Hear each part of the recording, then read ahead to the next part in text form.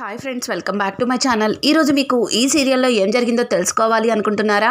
అయితే వెంటనే మనం సీరియల్లోకి వెళ్ళిపోదాం.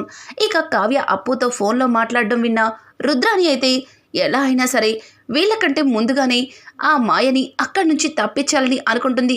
కానీ అసలు మాయ ఎక్కడ ఉందో తెలియకుండా ఎలా తప్పించడం?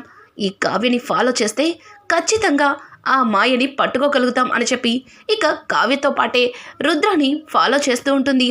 ఇది ఇలా ఉండగా బాబు విపరీతంగా ఏడవడంతో ఇంకా ధాన్యలక్ష్మి అయితే ఇంట్లో ఉన్న చిత్ర దగ్గరికి వచ్చి, ఏయ్ బాబు అంతలాగా ఏడుస్తుంటే బాబుని ఆడించడం తెలీదా?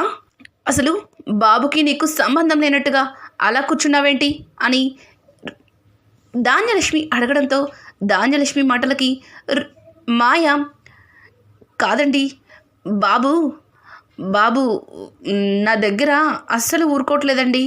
నేను ఎంత ఆడిచ్చినా సరే అసలు అసలు బాబు ఏడుపు ఆపట్లేదు అని చెప్పి ఇక అటు ఇటు దిక్కులు చూస్తుంది. ఏయ్ ఇక్కడ మాట్లాడుతుంటే అటు ఇటు దిక్కులు చూస్తున్నావేంటి? అసలు నువ్వు ఆ బిడ్డకి తల్లివేనా? అసలు ఆడదానివేనా అని చెప్పి ఇక ఇంట్లో ఉన్న ఆడవాళ్ళందరూ కలిసి ఇక మాయ పేరుతో ఉన్న చిత్రని అడుగుతారు. చిత్ర అయితే, అదేనండి కావ్య కోసం వెతుకుతున్నాను, కావ్య ఎక్కడ కనిపించటం లేదు అని చెప్పి మాయ మాట్లాడుతుంటే మాయ మాటలకి ఇందిరాదేవి, ఏంటి కావ్య కోసం వెతుకుతున్నావా?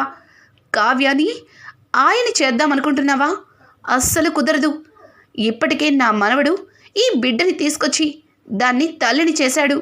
ఇప్పుడేమో నువ్వు ఆయాని చేయాలనుకుంటున్నావేమో. చూస్తూ నేను అస్సలు ఊరుకోను. అయినా కన్న తల్లివే కదా, బిడ్డని ఆడించడం కూడా నీకు చేత కావట్లేదా అని చెప్పి ఇక ఒక్కొక్కరు ఒక్కొక్కలా మాట్లాడుతుంటే దానికి మాయ, ఇదేంటి ముగ్గురు కలిసి ఒకేసారి అటాక్ చేస్తున్నారు, ఈ రుద్రాని ఎక్కడ చచ్చిందో ఏంటో కనీసం కవర్ చేసి వీళ్ళ నుంచి తప్పించేది అని చెప్పి ఇక మాయ భయపడుతుంటుంది. ఇదంతా పైనుంచి చూస్తున్న రాజ్, అది నిజమైన తల్లి కాదు, తను నిజమైన తల్లి కాదని మీ అందరికీ నేను ఎలా చెప్తాను? ఆ బాబుకి నేను కళావతి కావాలి, ఆ దొంగ మాయ కాదు అని చెప్పి ఇక రాజ్ పైనుంచి అదంతా చూస్తూ తనను తను ఇలా అనుకుంటూ ఉంటాడు. ఇక ఇందిరాదేవి అయితే, అసలు నీ మీద నాకు అనుమానంగా ఉంది, నువ్వు నిజంగానే ఆ బిడ్డకి తల్లివేనా అని అడగడంతో ఒక్కసారిగా మాయ ఉలిక్కి పడుతుంది. ఇక ధాన్యలక్ష్మి అయితే, అసలు డాక్టర్ గారు తల్లి స్పర్శ కావాలి అని, బిడ్డ ఆరోగ్యానికి మంచిదని చెప్పారు. కానీ నీ స్పర్శ తగలగానే బాబు ఎందుకని అంతలాగా ఏడుస్తున్నాడు? నువ్వు బిడ్డకి తల్లివే కదా, మరి తల్లి స్పర్శ బిడ్డ ఎందుకు గుర్తించడు అని చెప్పి ఇక ధాన్యలక్ష్మి అడుగుతుంటే, అవును నేను చాలా దురదృష్టవంతురాల్ని, నా తలరాత ఇలా తగలబడింది. మీ అబ్బాయేమో నన్ను తల్లిని చేసి పక్కకెళ్ళిపోయారు, అలాగే నా బిడ్డని నా నుంచి దూరం చేసి నన్ను బిడ్డకి కాకుండా చేసేశారు. ఇప్పుడు వీడేమో నన్ను గుర్తుపట్టడం లేదు అని చెప్పి ఇక మాయ అయితే వాళ్ళ ముగ్గురు దగ్గర దొంగ ఏడుపులు ఏడుస్తూ ఉంటుంది. ఆ మాటలకి అపర్ణాదేవి అయితే, ఏంటి తల్లిని బిడ్డ మర్చిపోతాడా? అసలు అసలు అది జరగనిది. నిన్న కాక మొన్న పరిచయమైన కావ్యే ఆ బాబుకి చాలా చేరువైంది. మరి నువ్వు కన్న తల్లివి, 9 నెలలు ఆ బిడ్డని మోసావు, తరువాత 8 నెలలు నీ దగ్గరే పెరిగాడు. 1 నెల రోజుల నుంచే కదా ఈ బిడ్డ కావ్య దగ్గరకు వచ్చింది, మరి నిన్నెలా మర్చిపోతాడు అని చెప్పి ఇక మాయని అడగడంతో మాయ భయపడుతూ, బాబోయ్ దొరికిపోయేలా ఉన్నాను, ఇప్పుడు ఏం చేయమంటారు అని చెప్పి ఇక తనలో తను భయపడుతుంటుంది. ఇంతలో ఇందిరాదేవి అయితే, ఏయ్ బాబుని ఎత్తుకో, వాడికి స్నానం చేపించి దిష్టి తీసి పాలు తాగించి నిద్రపుచ్చు ఎలా అని చెప్పి గట్టిగా అరుస్తుంది.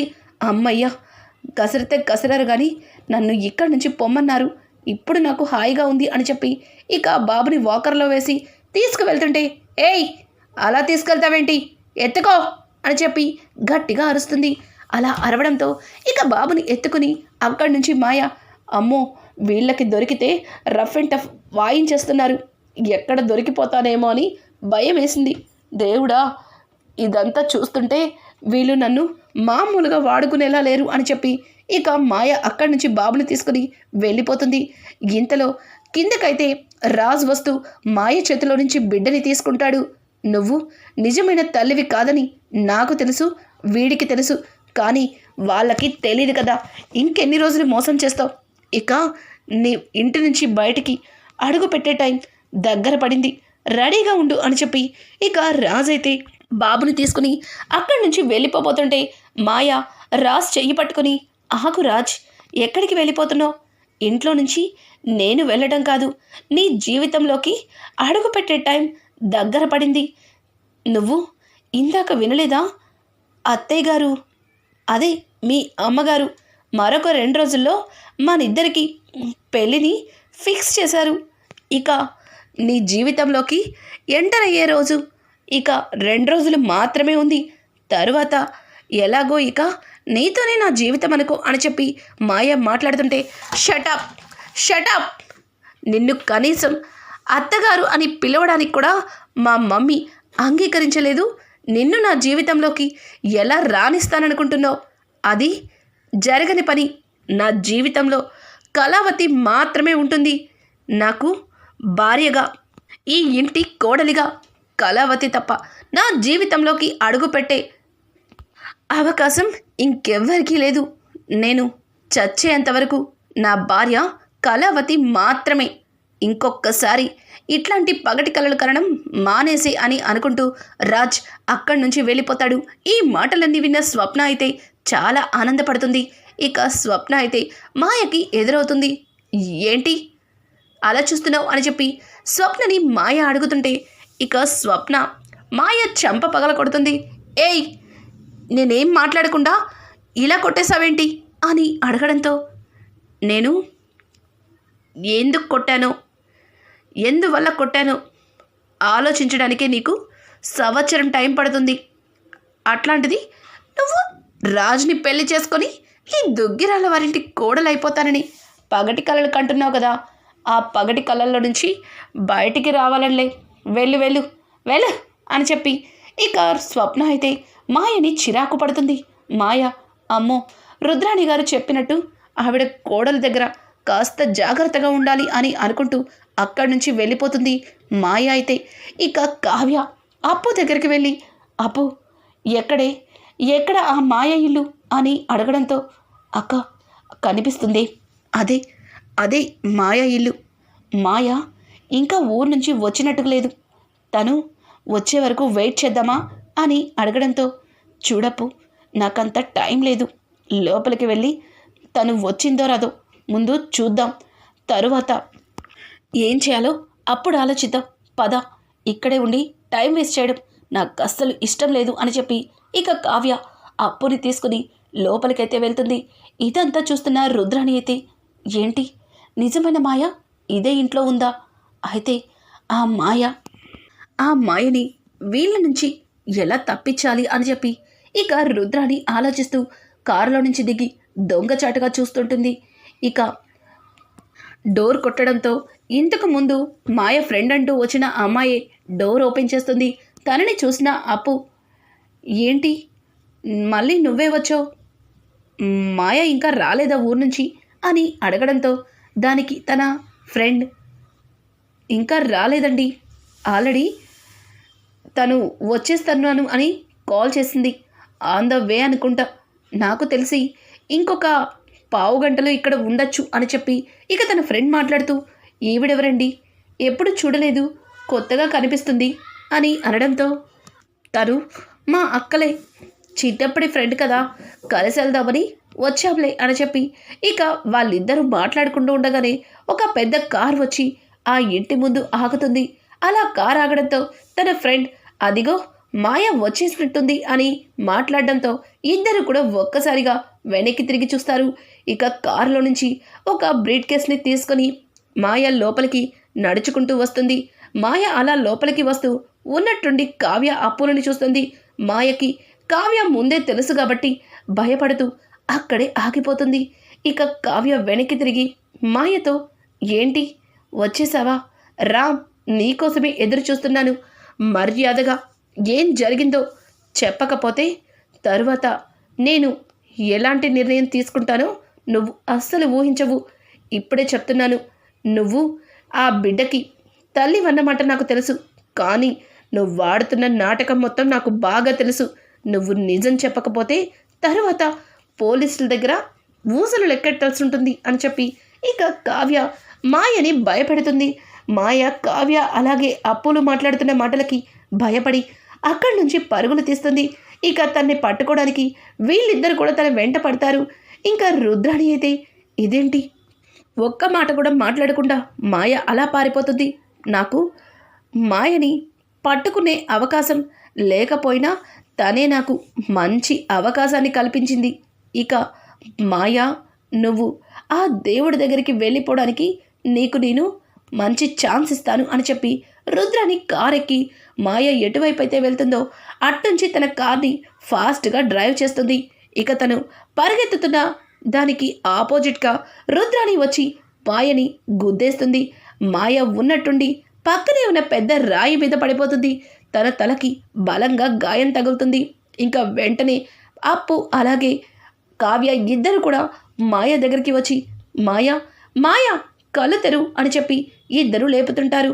ఇక ఇంతలో రుద్రాణి అక్కడి నుంచి వెనక్కి చూసి మాయ ఇక దేవుడి దగ్గరికి మాయమైపోయింది. ఇంకా ఇంట్లో ఉన్న చిత్రే మాయ. కావ్య, నువ్వు అనుకున్నది ఏది కూడా ఈ రుద్రాణి జరగనివ్వదు.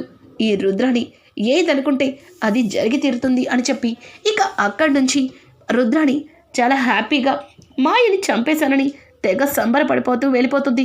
ఇక మాయని ఇమీడియట్లీ హాస్పిటల్కి తీసుకెళ్తారు. అప్పు కావ్య అయితే ఇక కావ్య, అప్పు ఏంటి ఇలా జరిగింది?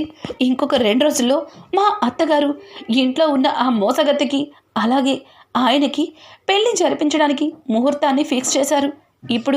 ఇప్పుడు చూస్తే ఈ మాయ అసలు బతుకుతుందో లేదో కూడా తెలియటం లేదు. నాకేంటో భయంగా ఉంది. నా చేతులారా నా జీవితాన్ని నేనే నాశనం చేసుకుంటున్నానేమో అని నాకు కంగారుగా ఉంది అని చెప్పి ఇక కావ్య అయితే భయపడుతుంటుంది. కావ్య మాటలు విన్న అప్పు, అక్క నువ్వేం కంగారు పడకే, మాయకి ఏమీ కాదు, డాక్టర్ గారు వచ్చి ఖచ్చితంగా ఏదో ఒకటి చెప్తారు అని చెప్పి ఇక ఇద్దరు కూడా డాక్టర్ కోసం ఎదురు చూస్తుంటారు. మాయని ఐసీయూలోకి తీసుకెళ్లిన డాక్టర్ కొంతసేపటికి బయటకైతే వస్తుంది. ఇక బయటికి వచ్చిన డాక్టర్ కావ్యతో, చూడండి ఆ పేషెంట్ చాలా బ్లడ్ లాస్ అయింది, తను కోమాలోకి వెళ్ళే అవకాశం కూడా ఉంది. 24 గంటలు గడవంది, మేము ఏమీ చెప్పలేము. తను కోమాలో కన్నా వెళ్ళిపోవచ్చు, లేదంటే చనిపోవచ్చు అని చెప్పి ఇక డాక్టర్ కావ్యకి అలాగే అప్పుకి చెప్పడంతో ఒక్కసారిగా కావ్య కుప్ప కూలిపోతుంది. ఇంకా అప్పు అయితే అక్క అక్క లేక అని చెప్పి ఇక అప్పు కావ్యని లేపుతుంటే, కావ్య అయిపోయిందే, అంత అయిపోయింది. నా చేతులారా నా జీవితాన్ని నేనే నాశనం చేశాను. ఆయనకి ఇంకొక పెళ్లి జరిపించడం కోసం అంగీకార పత్రాల మీద సంతకాలు పెట్టాను. మా అత్తగారు 2 రోజుల్లో ఆయనకి ఆ చిత్రతో పెళ్లి జరిపించడానికి సిద్ధమైపోయారు. ఇక అయిపోయింది అని చెప్పి కావ్య అప్పుని పట్టుకుని బోరున ఏడుస్తుంది. అప్పు అయితే, అక్క ఏం కాదక్క, ఖచ్చితంగా ఆ మాయ కళ్ళు తెరుస్తుంది, నువ్వు లేక అని చెప్పి ఇక అప్పు కావ్యని లేపుతుంది. ఇంతలో కావ్యకి ఫోన్ అయితే వస్తుంది.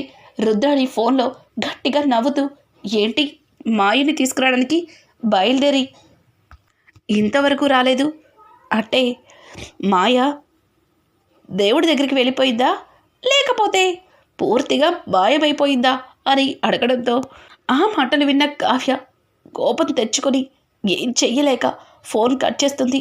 అప్పు, ఇదంతా జరగడానికి కారణం ఆ రుద్రని గారిని.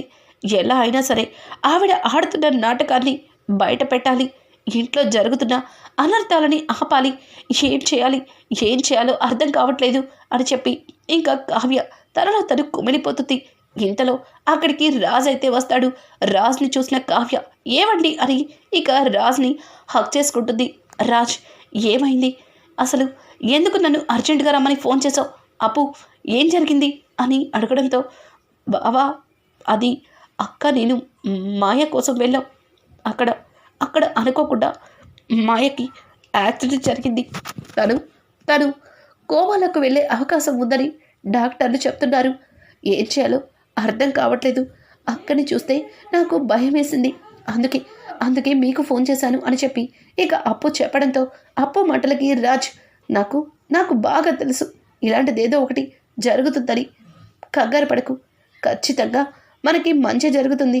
కానీ మీ అక్క వెళ్ళి ఆ మోసగత్తని తీసుకొచ్చి నా నెత్తిన కురువు పెట్టింది. ఇప్పుడు మమ్మీ 2 రోజుల్లో దాంతో నాకు పెళ్లి జరిపించడానికి అన్ని ఏర్పాట్లు సిద్ధం చేసేసింది అని చెప్పి ఇక రాజ్ అయితే భయపడుతుంటాడు. రాజ్ భయాన్ని చూసిన కావ్య నన్ను నన్ను క్షమించండి, నేను తప్పు చేశాను, ఇలా జరుగుతుందని అస్సలు ఊహించలేదు. మీరన్నట్టుగానే ఆ పత్రాల మీద సంతకాలు పెట్టకుండా కొద్ది రోజులు ఆపితే సరిపోయేది. నేనే అదేది ఆలోచించకుండా చాలా ఒడ్డిగా మాయ దొరుకుతుంది అనే ఉద్దేశంతో ఆ పత్రాల మీద సంతకాలు పెట్టాను. నా చేతులారా నేనే నా జీవితాన్ని నాశనం చేసుకుంటున్నానేమో అని చెప్పి కావ్య చాలా బాధపడుతుంది. మొదటిసారిగా రాజ్ని కోల్పోతున్నానేమో అన్న ఫీలింగ్ కావ్యలో మొదలవుతుంది. ఇక రాజ్ అయితే కావ్యకి ధైర్యం చెప్తాడే కానీ అక్కడ పరిస్థితిని రాజ్ కూడా కాస్త భయపెడుతుంది. కావ్యని ఎక్కడ దూరం చేసుకుంటారో అని తనలో కూడా భయం మొదలవుతుంది. ఇక ఇంట్లో అయితే మాయకి అలాగే రాజ్కి పెళ్లి జరిపించడం కోసం అపర్ణాదేవి అన్నీ సిద్ధం చేస్తుంది. కావ్యని తీసుకుని ఇంటికి వచ్చిన రాజ్ ఇంట్లో ఏర్పాట్లు చూసి కంగారు పడతాడు. మమ్మీ ఇప్పుడే ఇదంతా వద్దు మమ్మీ, నాకు కొంచెం టైం కావాలి. నేను నువ్వనుకున్నట్టుగా నా మైండ్ సెట్ అంత కరెక్ట్గా లేదు, నాకు కొంచెం టైం కావాలి, తర్వాత ఏర్పాట్లు చేయండి అని చెప్పి రాజ్ అయితే అపర్ణకి ఎంతలాగో అది ఆపడానికి ట్రై చేస్తుంటాడు. కానీ అపర్ణ, చూడు రాజ్, నువ్వు మళ్ళీ ఎప్పటిలాగా మామూలుగా ఉండాలన్నా, అలాగే ఈ కుటుంబంలో జరుగుతున్న గొడవలన్నీ ఆగిపోవాలన్నా నువ్వు ఆ మాయమెళ్ళలో తాళి కట్టాల్సిందే. అందుకే ఈ ఏర్పాట్లని ఇంత ఫాస్ట్గా జరిపిస్తున్నాను.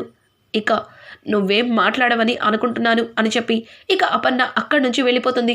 ఇంతలో సుభాష్ రాజ్ కావ్య దగ్గరికి వచ్చి, అబ్బా కావ్య, ఏమైంది? నువ్వు వెళ్ళిన పని ఏం జరిగింది? మాయ కనిపించిందా? మాయ మాట్లాడిందా అని చెప్పడంతో ఆ మాటలకి కావ్య ఏమీ మాట్లాడలేక తనలో తను కొమిలిపోతూ ఉంటుంది. రే రాజ్, ఏమైందిరా? కావ్య ఎందుకు మాట్లాడట్లేదు?